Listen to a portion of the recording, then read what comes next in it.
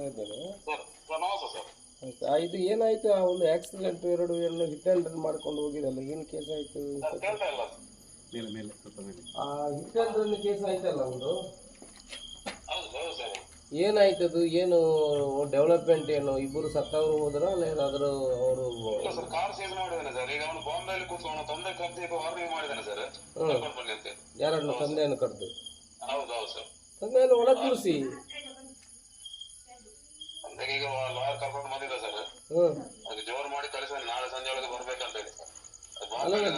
ನೋಡಿ, ಈಗ ಅವನು ಏನಾದರೂ ಮಾನವೀಯತೆ ನೆಲೆಯಲ್ಲಿ ಮಾತಾಡಬೇಕು. ಮಗನನ್ನು ಅಲ್ಲಿ ಕೂಡಿಸಿ ಕುಡ್ಕೊಂಡು ಬಂದು ಇಡೀ ರೋಡಲ್ಲಿ ಓಡಿಸಿ ಜೀವ ತೆಗೆಯುವುದಂತ ಹೇಳಿದ್ರೆ ಅದಕ್ಕೆ ಜೀವಕ್ಕೆ ಬೆಲೆ ಇಲ್ವಾ? ಅಲ್ಲ, ಅವನ ತಂದೆಯನ್ನು ಒಳಗೆ ಕೂಡಿಸಿ ಇನ್ಸ್ಪೆಕ್ಟ್ರೆ, ಬಗುವರೆಗೆ ಅವನನ್ನು ಒಳಗೆ ಕೂಡಿಸಿ ತಂದೆಯನ್ನು. ನೀವು ಅಷ್ಟು ಲೈಟ್ ತಗೊಂಡ್ರೆ ಹೇಗೆ? ಪಾಪ ಇವ್ರು ಯಾರು ಕೇಳು.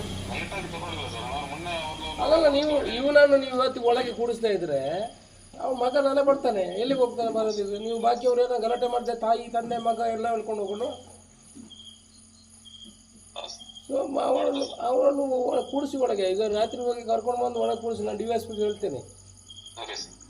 ಇಲ್ಲಾಂದ್ರೆ ಇವರೆಲ್ಲ ಊರಿಯವರೆಲ್ಲ ಹೊರಡ್ತಾರೆ. ಈಗ ಅವನು ಇನ್ಶೂರೆನ್ಸ್ ಕ್ಲೈಮ್ ಮಾಡಿ ಅಂತ ಅವನ ತಲೆಯಲ್ಲಿದ್ದರೆ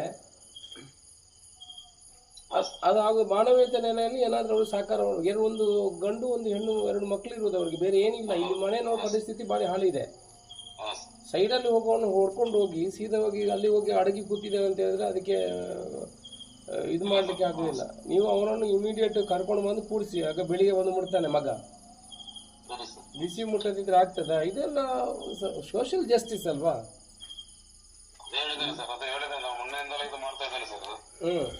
ಫೋನೆಲ್ಲ ಸ್ವಿಚ್ ಆಫ್ ಮಾಡಿದ, ಮತ್ತೆ ಕಾಂಟ್ಯಾಕ್ಟ್ ಮಾಡಿ ಲಾರಿಗೆಲ್ಲ ಹೇಳಿ ಇದು ಮಾಡಿಸಿದೆ ಸರ್. ಅದಾಗ ಲಾರಿಗೆ ಆಕ್ಸಿಡೆಂಟ್ ಅಂತ ಹೇಳಿದ್ರೆ ಅದು accident, it is hit and run. ಇದು hit and run by purpose ಆಗಿರೋದು. ಇದೇನು ಇವರು ಮಧ್ಯ ರಸ್ತೆಯಲ್ಲಿ ಹೋಗುವಾಗ ಅಡ್ಡ ಬಂದು ಮಾಡಿರುವಂಥದ್ದಲ್ಲ.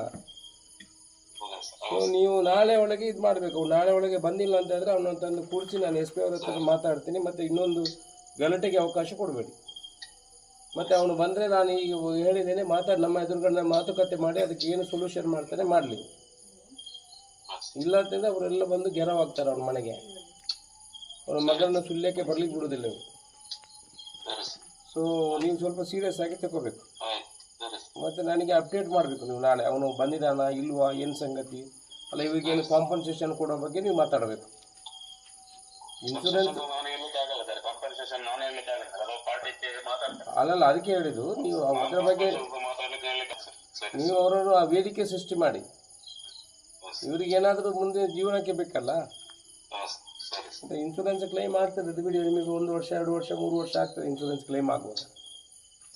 ಬಟ್ ಒಳಗೇನೂ ಇಲ್ಲ, ಏನಿಲ್ಲ, ಈ ಥರ ಮಾಡ್ಕೊಂಡು ಹೋಗಿ ಅಂತ ಹೇಳಿದ್ರೆ ಯಾವನನ್ನು ಈ ಥರ ಮಾಡಿದರೆ ಇವರು ತಪ್ಪಿಸಿದ್ರೆ ಆಗ್ತದ ಹೇಳಿ? ಈಗ ಬೈ ಆಕ್ಸಿಡೆಂಟ್ ಆದರೆ ಬೈ ಮಿಸ್ಟೇಕ್ ಆಗುವಂಥದ್ದು, ಇದು ಕುಡುಕು ಆಗಿರುವಂಥದ್ದು. ಅದು ಹಿಂದೆ ಹೋಗುವಾಗ ನೀವು ನೋಡಿದ್ರಲ್ಲ, ಆಡಿಯೋ ಎಲ್ಲ ವಿಡಿಯೋ ನೋಡಿದ್ರಲ್ಲ, ಯಾವ ರೀತಿ ಹೋಗ್ತಾ ಇದ್ದಾನೆ, ಯಾರು ಹೇಳ್ತಾ ಇದ್ದಾರೆ. ಸೊ ಸ್ವಲ್ಪ ಆ್ಯಕ್ಷನ್ ತಗೋಬೇಕಿದ್ರೆ.